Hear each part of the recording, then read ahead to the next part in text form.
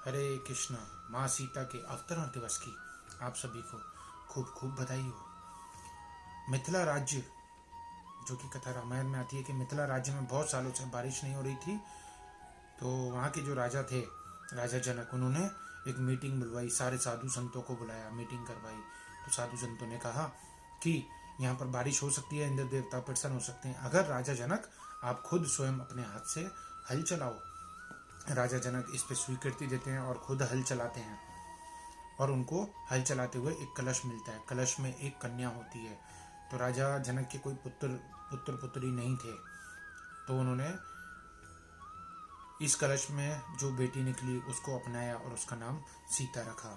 तो इस तरीके से इनको माता जानकी भी बोलते हैं, और मिथिलेश कुमारी आदि नामों से भी माँ सीता को जाना जाता है। इस प्रकार वैशाख मास के शुक्ल पक्ष की नवमी को सीता मैया प्रकट हुई, इसलिए सीता नवमी को सीता जयंती के नाम से भी जाना जाता है। माँ सीता से जुड़ा हुआ एक और रहस्य भी है कि सीता राजा जनक की पुत्री न होकर रावण की पुत्री भी थी।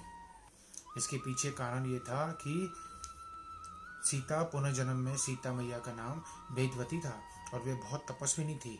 वह भगवान विष्णु की पूजा करती थी और भगवान विष्णु से वर चाहिए था कि मुझे तुम्हें पति बनाना है, इसलिए बहुत प्रार्थना करती थी, तप करती थी।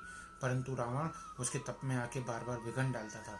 तो एक दिन दुखी होकर उसने कल हवन कुंड में अपने प्राण त्याग दिए और रावण को श्राप देती हुई गई कि मैं तेरी पुत्री बन के आऊंगी और तेरी मृत्यु का कारण मैं ही बनूंगी। तो इस श्राप के बाद कुछ समय बाद रावण और मंदोदरी को एक पुत्री की प्राप्ति हुई।